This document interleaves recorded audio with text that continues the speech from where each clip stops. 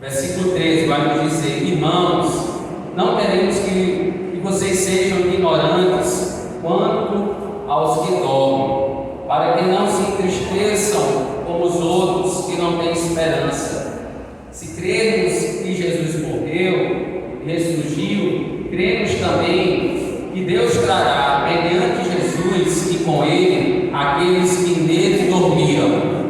Dizemos a vocês, pela palavra do Senhor, que nós, os que estivermos vivos, os que ficarmos até a vinda do Senhor, certamente não precederemos os que dormem, pois, dada a ordem, com a voz do arcanjo e o ressoar da trombeta de Deus, o próprio Deus descerá dos céus, e os mortos em Cristo ressuscitarão primeiro. Depois, nós, os que estivermos vivos, seremos arrebatados com eles nas nuvens, para o encontro com o Senhor nos ares, e assim estaremos com o Senhor para sempre. Consolem-se uns aos outros com estas palavras. Até aqui, curve apenas sua cabeça, mantenha a sua Bíblia aberta. Pai, no nome do teu Filho amado Jesus Cristo, ó Deus, nos instrui nessa noite por intermédio da tua palavra, nos ensina, ó Deus, através desse texto, ó Pai, os atributos de uma igreja exemplar, os atributos de uma igreja modelo. Nós temos estudado, Deus, algumas marcas, ó Deus,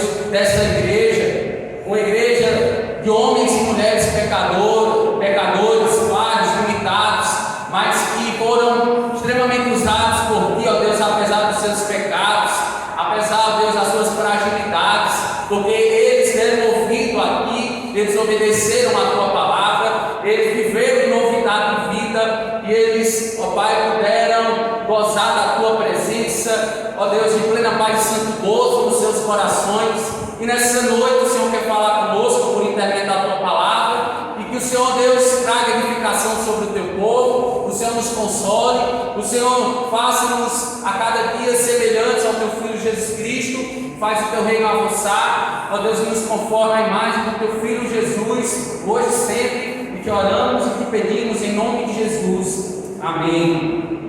Bem, meus amados, eu creio que certamente nós temos sido abençoados com o ensino que nós temos adquirido, e essa carta ela nos concede hoje mais dois atributos que nós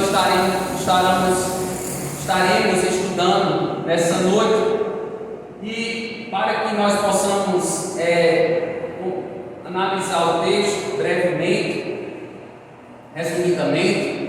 A pergunta 106, nós estamos estudando na EBD, né, Escola Bíblica Dominical, nós estamos estudando aqui os fundamentos da fé betelina.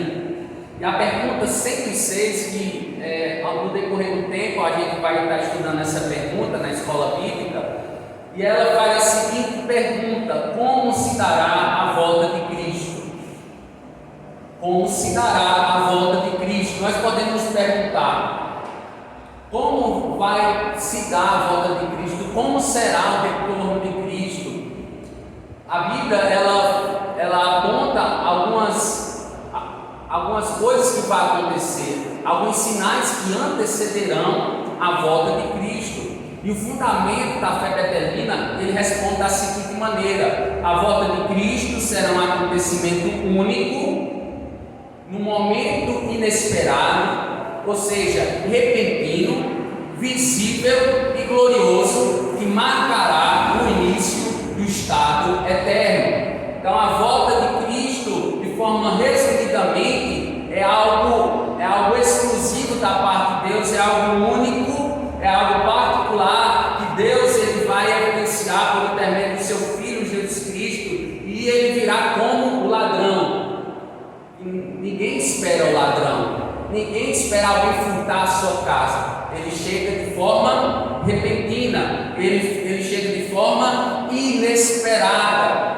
Mas essa visão será contemplada por toda aquela geração que estará viva, será visível. vai ser visível com grande poder e grande glória, e ela vai marcar a vida dos salvos no reino de Deus para sempre, vai marcar o início dessa nova vida na Nova Jerusalém. Nós cremos que nós fazemos parte desse povo que será salvo, desse povo que será redimido, desse povo que será resgatado naquele grande dia. Ninguém sabe, pessoas tentaram adivinhar, tentaram colocar datas no retorno de Cristo, mas todos falharam. No ano 2000, eu creio que alguns dos irmãos vão lembrar que no ano 2000 disseram profecias, levantaram profecias que era o fim do mundo, e as pessoas começaram a ficar amedrontadas nas casas, as pessoas ficaram aflitas, as pessoas tentaram se esconder no ano 2000, e outras ocasiões, pessoas já tentaram acertar a data do retorno de Cristo, mas todas as datas falharam. Por que falharam? Porque só o Pai sabe.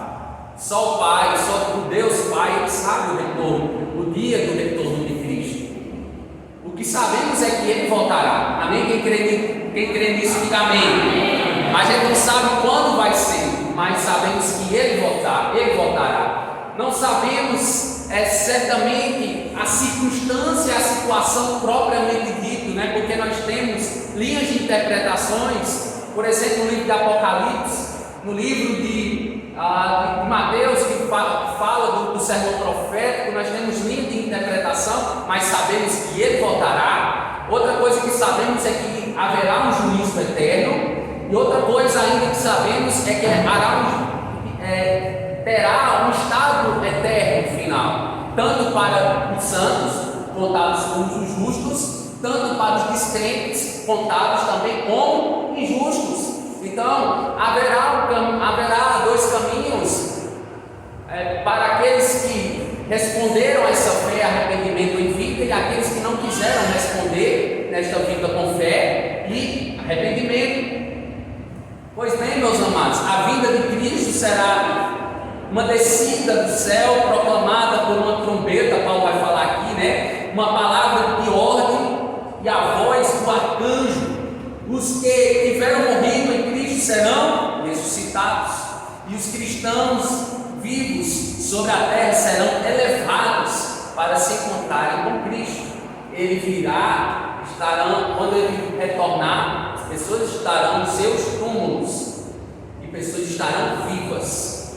Estas pessoas que estão mortas, elas serão ressuscitadas, e os que estão vivos serão elevados. Serão elevados aos céus. Isso de forma espontânea, é uma forma única. Isso é no piscar, é no abrir os nossos olhos, é no fechar e no abrir os nossos olhos. Isso vai ser muito repentino, isso vai ser muito rápido.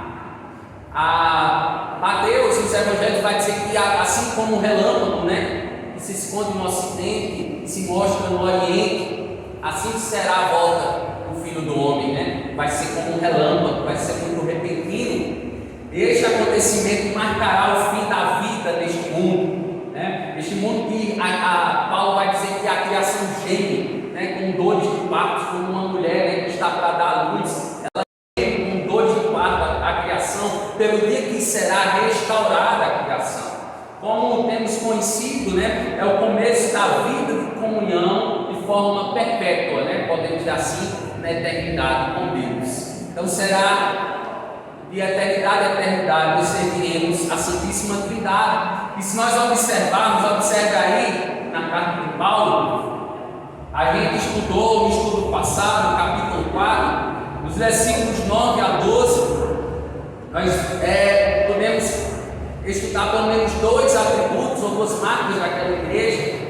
E a primeira marca que nós estudamos na oportunidade foi que aqueles irmãos, eles estavam vivendo o amor fraternal entre os irmãos. Eles estavam conseguindo amar a Deus e ao seu próximo como a eles mesmos. E um segundo atributo que a gente observou, nos versículos 11 a 12, os versículos 11 ao 12 vai nos dizer que eles viviam de modo decente, eles viviam de modo equilibrado. E como hoje faz necessário a gente buscar o equilíbrio. Hoje as pessoas, quando elas não estão no extremo, elas estão em outro extremo. Mas o ponto que a gente tem que estar é buscar um equilíbrio, buscar estarmos de forma saudável, discreta, vivendo a vida que o Senhor Ele nos deu, o seu Filho Jesus Cristo. Mas é muito difícil, né? É fácil falar, mas difícil é viver uma vida, buscar uma vida com ordem, com decência, de forma equilibrada, como aqueles homens, apesar dos seus pecados, eles estavam vivendo. E hoje nós daremos continuidade, pelo menos mais 2 atributos que a gente observa, que a Bíblia ela testemunha. O texto que nós lemos, observa aí o versículo 13 ao versículo 18, nós estaremos estudando o nosso primeiro atributo, os primeiros atributos. Se diz que aqueles irmãos, eles vinham aguardando a segunda volta de Cristo. E hoje, será que a igreja de Cristo, ela está aguardando o seu retorno? Amém? Você está aguardando o retorno de Cristo? Você espera o retorno de Cristo? Você anseia por ver o seu Cristo? Você tem uma intensa expectativa em ver a Cristo? Você tem o seu coração se alegra em pensar que essa esperança ela está bem perto de nós, bem perto de acontecer, bem perto de Ele estar conosco, dele se fazer, dele se mostrar, né, com um corpo glorioso, um corpo sem mácula, sem pecado, e nos chamar para si. Então essa é a esperança que nós temos hoje, e a esperança que aquela igreja ela tinha sua fé, sua confiança posta.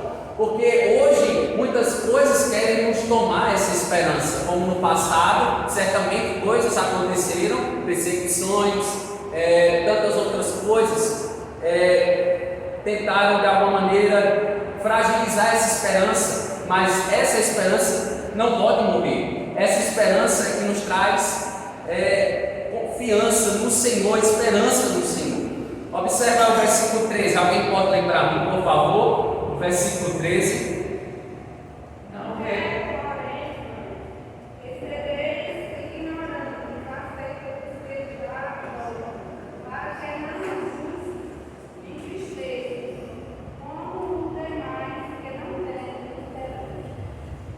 Quem são esses demais que não têm esperança?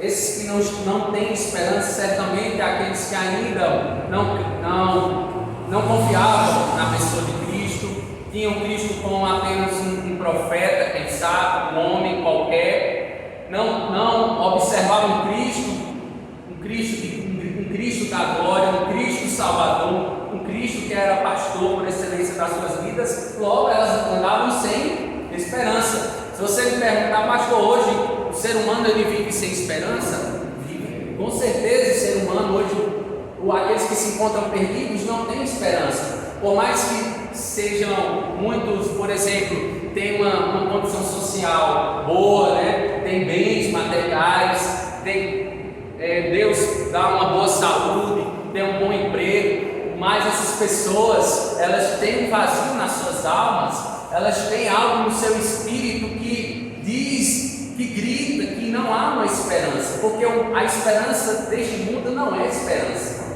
Nada neste mundo tem esperança sólida, tem uma base sólida para nós colocarmos os pés. Tudo nesse mundo é incerto, meus irmãos. O simples fato de nós estarmos vivendo hoje gera em nós muitas vezes, quase sempre, preocupações: o que será o dia de amanhã? Porque a gente muitas vezes às vezes a gente está preso ainda no passado, mas tem muitos ainda que infelizmente vivem o hoje, mas já com a cabeça no futuro. Os irmãos conseguem compreender? E essa esperança, tanto no futuro, tanto no passado, que gerava alguma esperança, isso aí vai por água abaixo, porque isso não sustenta a gente, isso não nos dá graça da vida eterna, isso não sustenta, porque o mundo ele não pode nos sustentar nisso. Por isso que Paulo, em outras palavras, diz aos que dormem. Ele aqui se utilizou uma metáfora, né, entre os judeus cristãos para a morte. Então, a palavra aos que dormem, aos que estão adormecidos, significa aos que estão mortos. Aqueles que faleceram estão no túmulo. E o termo aqui não contém nenhuma referência, né, ao sono da alma ou à consciência adormecida do espírito. E por que eu estou dizendo isso? Porque existem, infelizmente, até evangélicos, né, cristãos, que acreditam que os mortos estão numa espécie de sono, né? Eles estão dormindo. Os irmãos já ouviram falar sobre isso? Alguém cristão, evangélico, já chegou a você e falando a respeito da morte, entende a morte como um sono, como que a pessoa estivesse dormindo? Mas esse ato de adormecer aqui não significa ao sono da alma, não significa isso. E devido, por exemplo, a gente às vezes escuta de cristãos, mas a gente escuta também às vezes de seitas, né? Como o próprio Espiritismo. O Espiritismo ele vai dizer que ele acredita no sono da alma, ele acredita na reencarnação, né? Que a pessoa morre hoje e em algum tempo ele se encarna em outra pessoa, né? Assume a forma corpórea de outra pessoa, que tem outra personalidade, que tem um outro temperamento. Então o Espiritismo ele acredita além de acreditar no sono da alma, ele acredita na reencarnação, mas a gente sabe que isso é totalmente contrário, é antibíblico, porque nós não temos nenhum texto que nos dá base para afirmarmos isso. Hebreus vai dizer que nós morremos, quem morreu segue-se ao juízo. Morreu, acabou-se, né? Nosso corpo vai voltar para o pó e a nosso espírito, a nossa alma volta para Deus. Então é dessa maneira. Ficou alguma dúvida em relação a isso, meus irmãos? Irmãos, tem alguma dúvida? Em relação à questão da morte, né?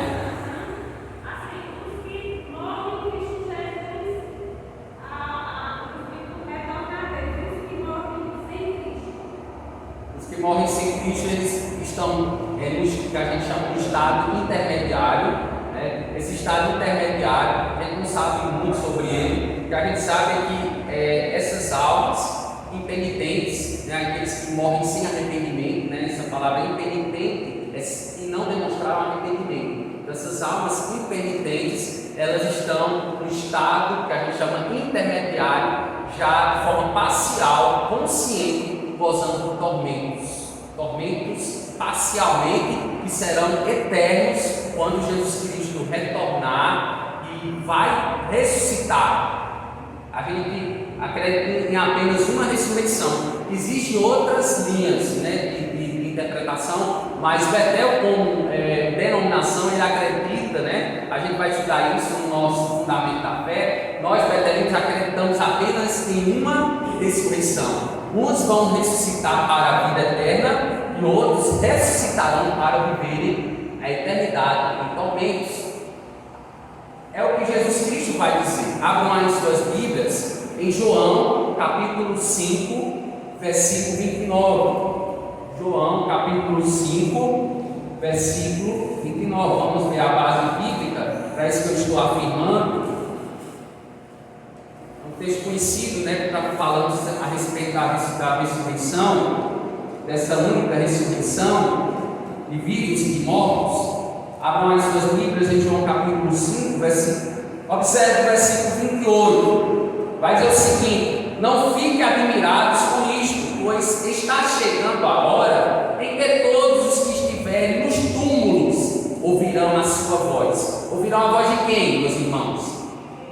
De Cristo, né? Do próprio Deus, né? Do próprio Cristo, né? Do Espírito de Cristo. Ouvirão Cristo, né? Quando ele voltar. Versículo 29. E sairão os que fizeram o bem, ressuscitarão para a vida, e os que fizerem o mal ressuscitarão para serem condenados. E aí as pessoas dizem assim: não existe céu e não existe inferno. Se não existe o céu, se não existe o inferno, o que é que as pessoas fazem com esse versículo? Elas simplesmente não ensinam. O que acontece hoje em dia é que as pessoas não estão mais pregando sobre o inferno. As pessoas não estão mais pregando sobre o céu e o inferno. Infelizmente, há dois caminhos. A Bíblia é bem clara em dizer isso. Uns serão condenados, uns serão chamados, serão ressuscitados para a condenação, e outros serão ressuscitados para a vida eterna. Então, nós devemos pregar isso. Nós devemos abrir esse texto e ler para os nossos familiares. Nós devemos abrir esse texto e ler para os nossos amigos. Mandar via WhatsApp e comunicar. Se nós temos a oportunidade de comunicar, nós temos que comunicar. Deus cobrará de nós, amém? Deus cobrará de mim, Deus cobrará de você, né? Aqueles que você teve contato e não expôs, não comunicou o Evangelho.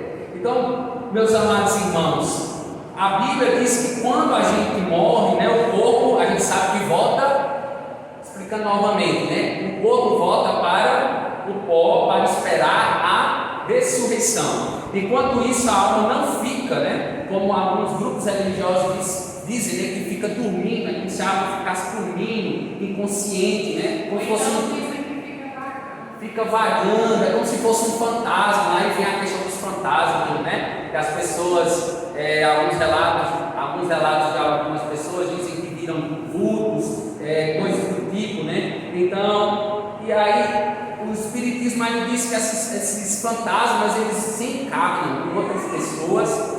Isso é a doutrina espírita, né? A doutrina espírita diz isso. E eles se baseiam nas Escrituras. Eu vou já dizer o texto que eles se baseiam para dizer isso, porque é um texto retirado do contexto, e um texto retirado do contexto, a gente forma o quê? Uma heresia.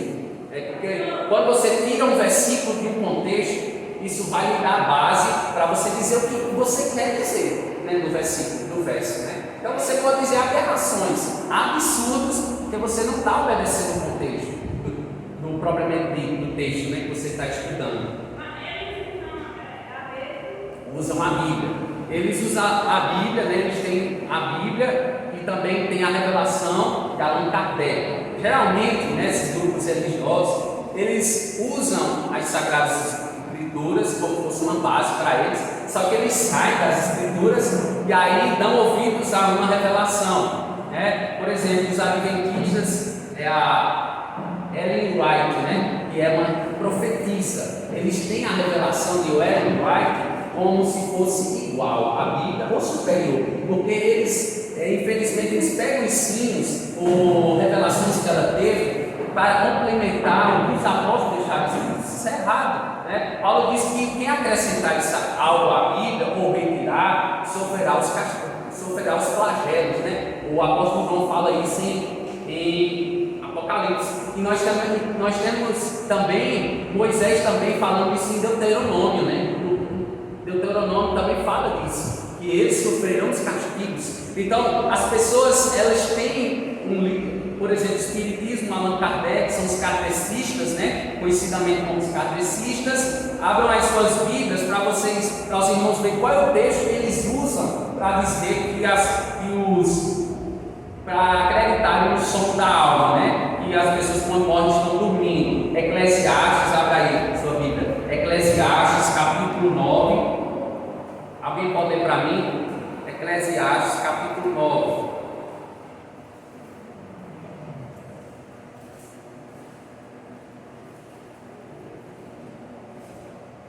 Quem abriu aí primeiro, pode ler.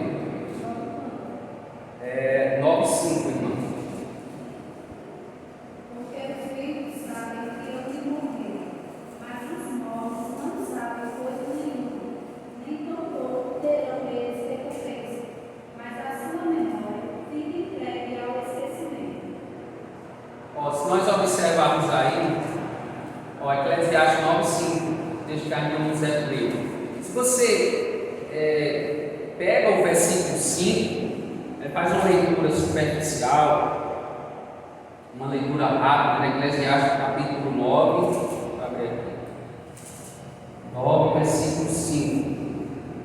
Diz assim, né? Vou ler novamente: pois os vivos sabem que morreram, mas os mortos nada sabem.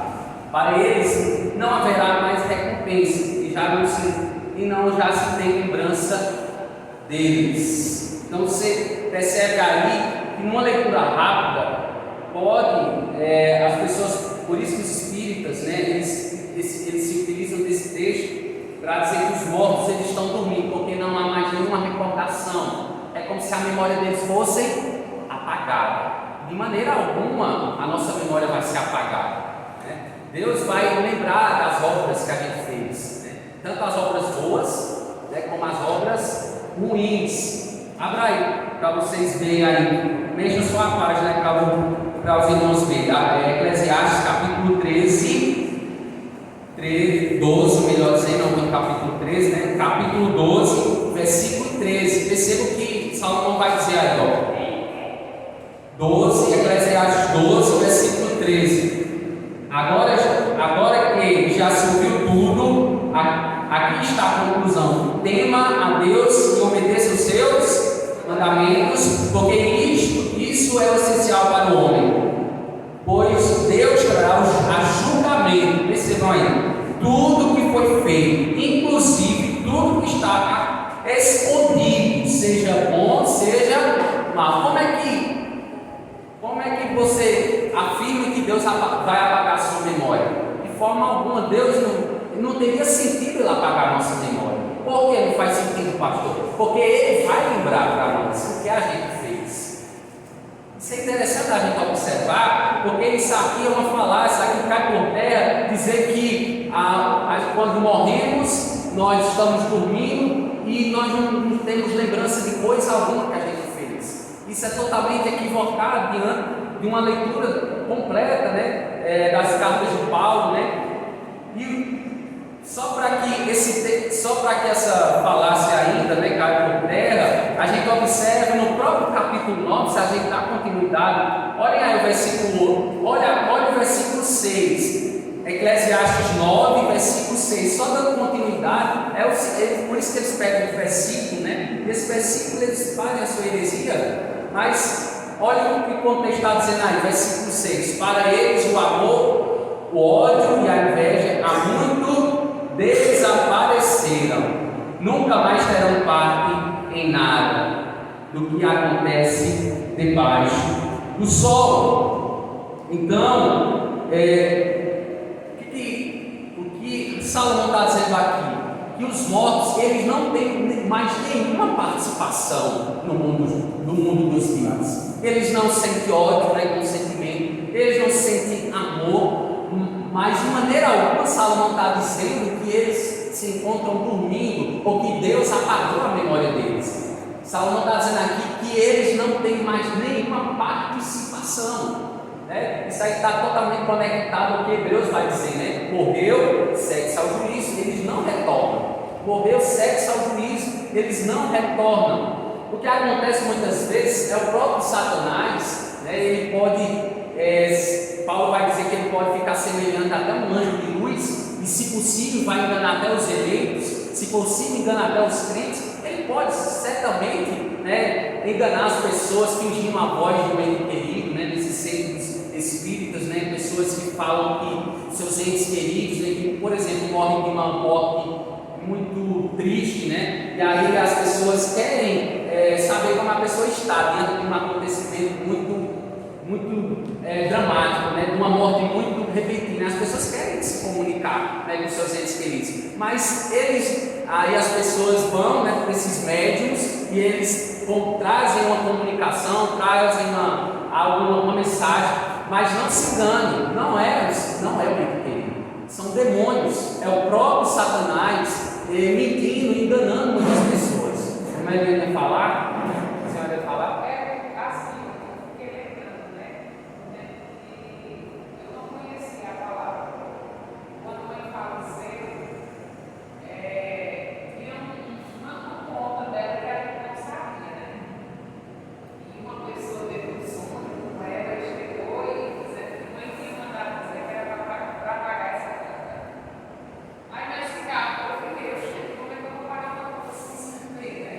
Aí depois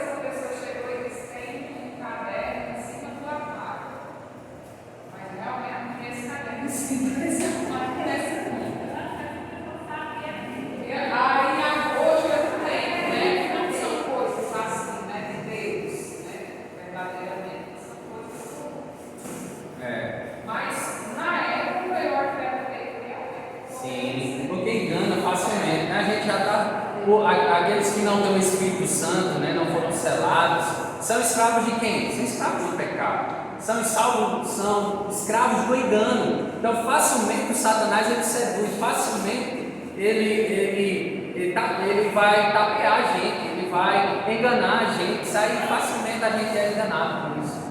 A mesma coisa também que acontece com os ensinados, né? Isso. Como eu cresci nessa tradição católica, né? Hoje em novembro. E fazer visita, aquela coisa toda. Depois que eu me converti, eu fui descobrir, o primeiro ano ainda fui. Eu treinei até mais pastor assim. Uma reunião, eu, sabe, aquele sentimento que tinha no meu coração, o amor por ela, eu conheci, entendeu? Mas aí depois eu fui tendo entendimento, senão não tem que buscar. É tanto que até hoje, assim, eu já converso bastante e meus irmãos mesmo, ou não serem evangélicos, eles também não vão. Porque realmente não tem buscar lá, né? Sim, né? Não há necessidade, né, de a gente estar, né, guardando, porque o que acontece muitas vezes é que a gente fica preso e não há uma superação do luto. Né? Deu um jeito, porque a pessoa vai estar sempre relembrando, né? Vai sempre estar chorando, sofrendo. Deus não quer isso para nós. Deus quer uma vida que a gente vive em abundância, supere, né, a partir dos nossos, sabendo que aqueles que morrem em Cristo têm esperança. Nós temos esperança de vê-los novamente, né, no porvir, na ressurreição, né?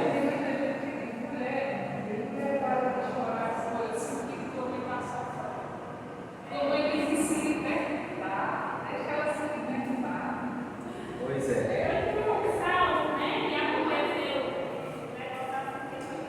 Sim, consultou uma pitonisa, né, que era uma médium, né, né, irmã?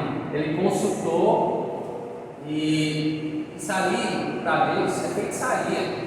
Por isso que ele morreu da forma que ele morreu, né? Atravessado, né, por uma espada, né? Por a espada de um soldado, né? Vai ler, irmã? Quer ler?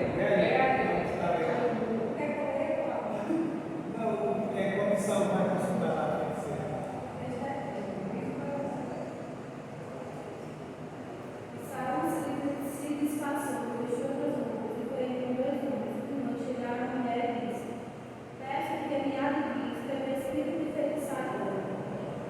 Ele faça subir a quem ele disser. Então a mulher disse: Eis aqui os sábios reis, como entendeste isso, na terra e a conquista. Os encantadores, qualquer coisa que abra o passo, a minha vida para me fazer morrer. Então saiu Saúl e jurou: Pelo Senhor, dizendo: Viva o Senhor, nem mal que sobrevirá por isso. A mulher então lhe disse: A quem te vai subir? E disse ele: Faz-me subir a Samuel. Vendo, pois, a mulher a Samuel, gritou com alta voz, e falou a Saul, dizendo: Por que me tens enganado? Pois o mesmo é saber. E o rei disse: Não temas, o que é que vês? Então a mulher disse a Saul: Vejo deuses que sobem da terra. E lhe disse: Como é a sua figura? E disse ele: Vem subindo um homem ancião, e está envolto numa capa. Entendendo Saul que era Samuel, inclinou-se no rosto de terra e se prostrou. E Samuel disse a Saul: Por que me inquietaste, fazendo-me subir? Então disse Saul: Muito angustiado estou, porque os filisteus guerreiam contra mim. E Deus tem desviado de mim, e não me responde mais, nem pelo ministério dos profetas, nem por sonhos. Por isso te chamei a ti, para que me faças saber o que hei de fazer. Então disse Samuel: Por que, pois, me perguntas a mim, visto que é o Senhor que tem desamparado, e se tem feito pelo inimigo? Porque o Senhor tem feito para cumprir, como pela minha boca lhe disse. O Senhor tem rasgado o reino da tua mão, e o tem dado ao teu próximo, a Davi. E aí, meus irmãos, era Samuel ou não era Samuel? A pergunta que não quer calar, né? Era o sacerdote Samuel? Meus amados irmãos, isso é um texto muito polêmico, né? Isso aí é um texto que a gente tem muitos estudos nesse texto, né? E dentro de Israel era proibido o quê? A feitiçaria. Como no Novo Testamento é proibido a feitiçaria. Não herdarão o reino dos céus aqueles que cometem o pecado feitiçaria, os adivinhos, né?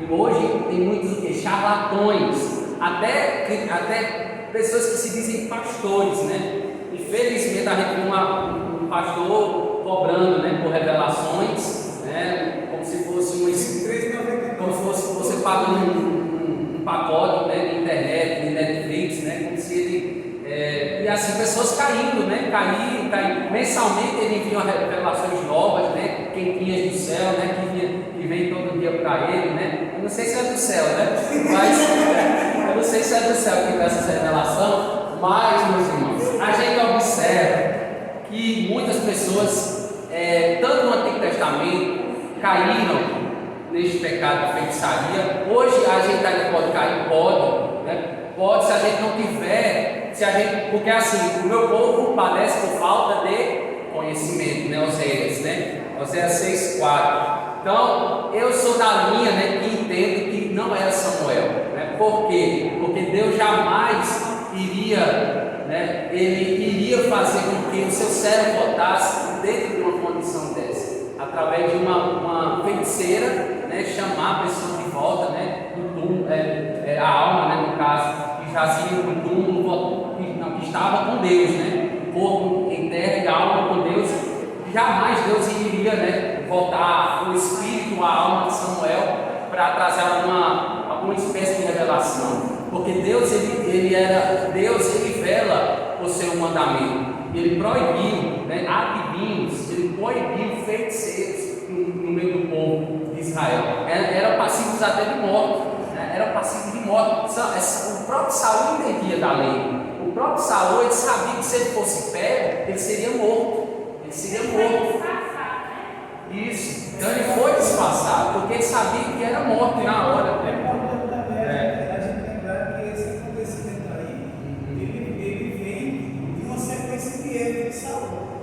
Saul está tudo que Deus disse Saul vai para fazer, Saul só contrariando, até chegar ao ponto depois que Samuel morreu e tal, e Deus não escutava. Aí foi o fim dele, né? Isso, ele estava. Foi a última cantada dele, foi a última. Aí ele chegou para fazer essa consulta, e eu também acredito que. Lá em Apocalipse a gente vê que Satanás ele se disfarça de Jesus para confundir, né, o povo de Deus. E aí Saul ele já foi ungido daquela forma. Sim. E aí sem muita aprovação. Aí o que é que acontece? Eu acredito que Deus permitiu que a feiticeira tentasse. Porque o próprio Deus não tinha mais conversa entre as Já tem instituído ele dominado. Sim, você não quer? Fica à vontade aí. Até o texto diz que Saul entendeu que era Samuel. Ele entendeu que era Samuel. A Bíblia não afirma categoricamente. Então Samuel veio. Então no entendimento de Saul era Samuel.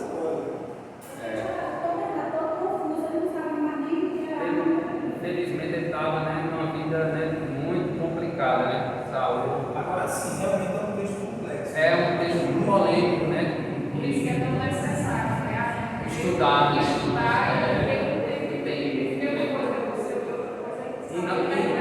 E tentar ter o cuidado de não isolar. Não isole o texto, né? Justamente. Não isole, né? Porque a gente de vez em quando dizia assim, fulano tal pegou Deus, assim, não sei o que, então. Aí a gente tem que ter cuidado desses textos. Tem que deixar É complicado, é muito complicado. Então, para a gente fechar esse assunto, essa questão ainda, né, dentro das gases, as pessoas que morrem não têm, como falei, nenhuma participação nas atividades do mundo, deste mundo terreno, né, que está debaixo do sol, é o que Salomão estava falando, né? Então, a gente, além de diversas expressões no Antigo Testamento, a gente vê a primeira carta de Paulo aos Tessalonicenses e primeira carta de Paulo aos Coríntios, né, o verbo dormir ou adormecer. Ele é muito utilizado no Novo Testamento. Paulo se reporta aqui aos mortos como os que dormem. Com relação ao verbo dormir ou adormecer no Novo Testamento, é necessário entender que no Novo Testamento ele se utiliza do eufemismo, né? Que é uma figura de linguagem para diminuir o impacto da informação que é dada sobre a morte. Realmente, quando uma pessoa vem a você falar que ninguém quer receber essa notícia, né? Que alguém da nossa família morreu. Mas geralmente a pessoa tenta, de alguma maneira, vamos dizer assim, frear, né, a notícia, né? De maneira que a gente venha sentir menos, né, da situação que a gente vai, menos pior possível, né? Fulano faleceu, né? Fulano faleceu, partindo da glória, né? Dos anos foi que aconteceu. A gente vê isso em João, né? João 11, né? Quando Jesus, né, foi notificado da morte, né, do seu amigo, né, Lázaro. E aí Jesus, né, ele vai dizer em João 11, né, em certa ocasião, ele vai dizer quando Jesus falou aos seus discípulos, o nosso amigo Lázaro adormeceu, dormiu. Mas quando Jesus falou adormeceu e dormiu, os discípulos pensaram que estava dormindo. Mas Jesus estava dizendo que ele tinha morrido. Jesus não estava dizendo que ele estava dormindo.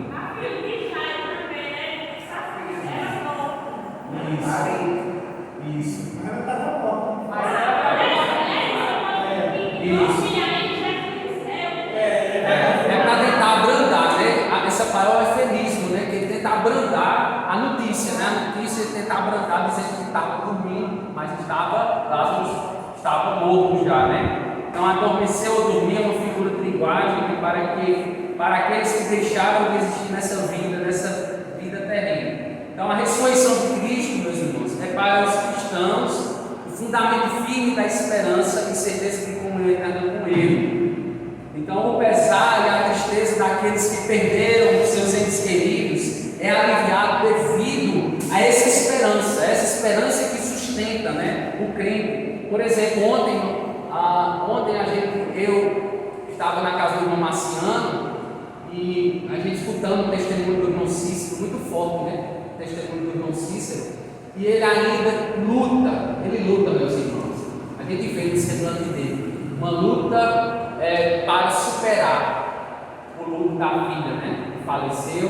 Ele chora muito, ele ainda a gente percebe muito angustiado. Então a gente percebe que irmão Cícero ainda está lutando para uma Aparecida para superarem, porque não é fácil, né? Uma filha, né? A ordem, como a gente estava falando, eu nascendo com ele, né?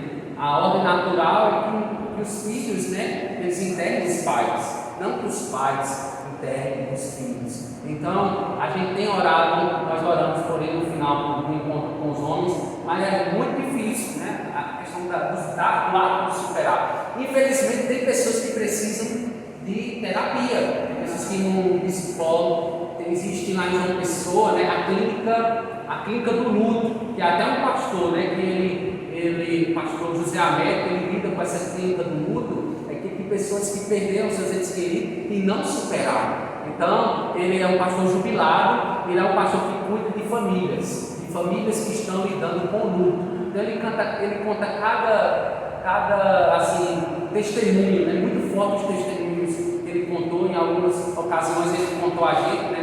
Quando estava no seminário, mas para os irmãos verem que tem pessoas que não conseguem superar o luto e que precisam de ajuda, meus irmãos. Precisa de ajuda, precisa de um pastor, precisa de um psicólogo, precisa de ajuda, porque a pessoa ela fica dentro, né, daquela angústia, ela fica dentro daquela tristeza, a pessoa não consegue mais viver, às vezes entra em depressão, né?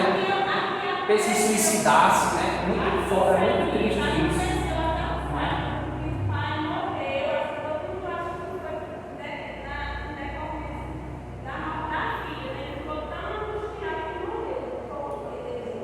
É porque a pessoa vai impressionando, né?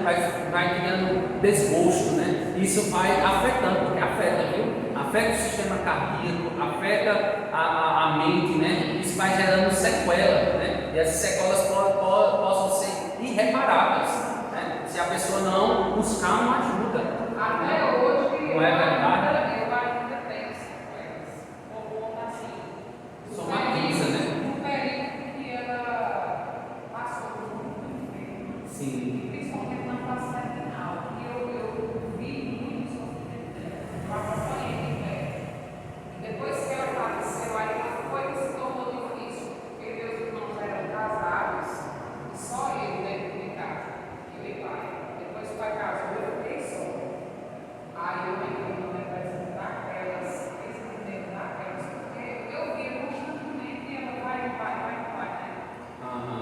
Isso aí Até hoje, machuca eu muito, né? tomo uma medicação para acelerar, de vez em quando dá uma depressão assim, em decorrência de tudo que eu vi, e assim, hoje graças a Deus, eu aceito, né, lógico, né, Sim. Deus assim tem que aceitar, mas sempre vem aquele momento da saudade. Sim. Hoje eu sinto a saudade. Principalmente quando acontece alguma coisa, algo feliz, uma conquista, ou uma tristeza, eu lembro dela. Ah, se não tivesse aqui, ia me aconselhar. Mas hoje a gente sabe que tem o Senhor, tem os nossos irmãos em Cristo, tem os nossos familiares. Então, assim, é muito difícil, principalmente para quem não conhece a palavra. Por exemplo, esse texto que nós estamos estudando, esse texto ele gera esperança, né? Gera esperança em nós. Por isso que Paulo, eu acho que uma das causas principais a gente vai ver depois, no versículo 18, numa outra oportunidade, né, já é 8h30, mas a gente vai ver quando nós retomarmos a estudar, que esse texto ele gerou, foi uma causa para a qual Paulo escreveu, que foi para gerar esperança, né, para que o povo consolasse uns aos outros, porque existiam familiares de crentes ali que tinham morrido, que tinham partido já, e Paulo queria que eles superassem, consolassem uns aos outros, né? Versículo 18, Amada Silva, para a gente concluir, né?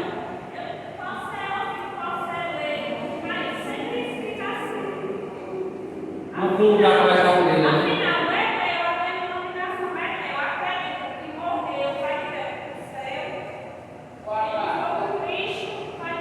Condenação, né? Isso.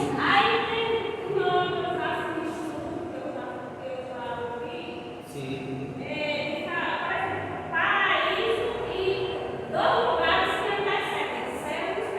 Sim, é como se fossem antessalas, né?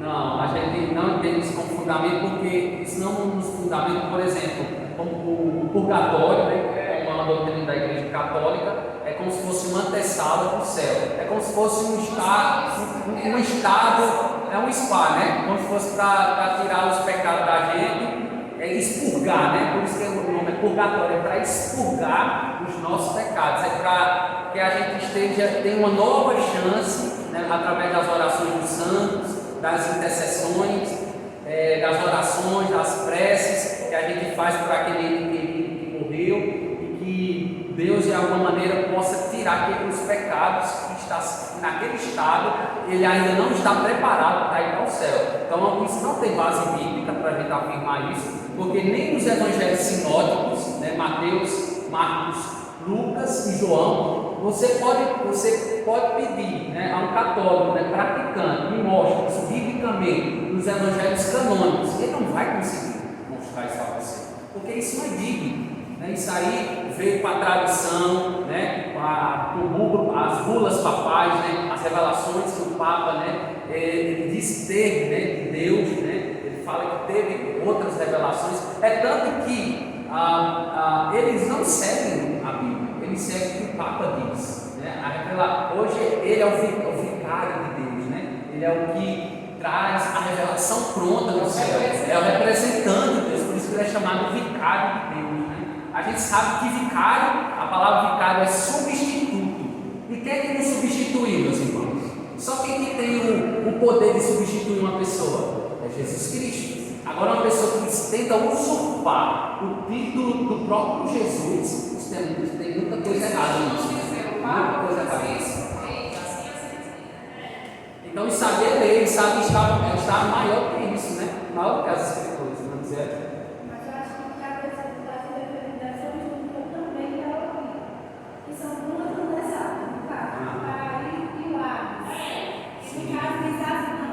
O Espírito que vem para o paraíso está lá aguardando para quando eles voltar e ir para o céu. É o seio de Abraão, né? Baseado naquele ninguém subiu ao céu, senão aquele que lá desceu. Isso, entendeu? Aí está no lugar de descanso. Sim, é o seio de Abraão, né? Só que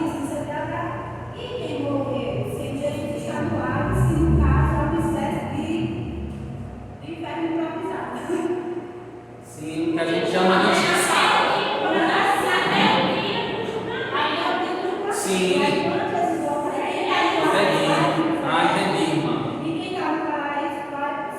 Sim, o Hades, né, que é a palavra para inferno, né, no Novo Testamento, a gente chama de um estado intermediário. É um estado intermediário, que é esse lugar que a pessoa já está sofrendo, que o espírito dessa pessoa já está sofrendo tormentos. Como por exemplo, né, em certa medida a gente tem base, por exemplo, na parábola, né, do rico e Lázaro, né? A gente sabe que isso ali não é doutrina, não é um ensino, né, propriamente como a gente tem nas cartas de Paulo, mas a gente tira uma ideia, né? A gente não pode dizer que é aquilo, a gente não pode bater uma tela e dizer que vai ser aquilo, entendeu? Porque é uma ilustração que trouxe um ensino, né? Claro que traz um ensino sobre a questão da realidade do céu e do inferno. Sim.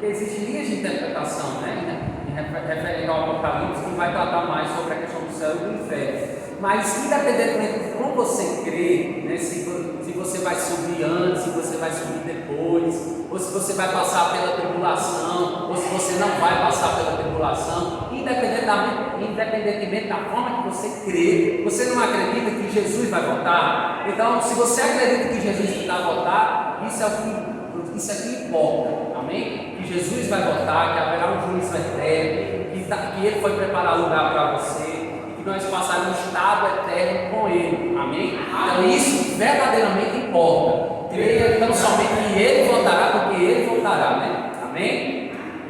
Eu ia falar uma coisa. Creia na Trindade, né, que é importante. É, a Trindade, né?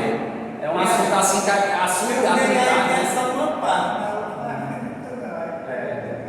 A Trindade é que no assunto da Trindade é que muitos caem, muitos se desviam da fé, no assunto da Trindade, que é um assunto de fundamental importância a gente tentar compreender, né? A gente sabe que é um assunto às vezes complexo da gente entender, né? Difícil da gente entender, mas é um assunto que a gente crê, amém? A gente crê que existe, né, o Deus Pai, Deus Filho, do Espírito Santo, a gente crê que os três, né, são três pessoas em um só Deus, em uma só substância, né?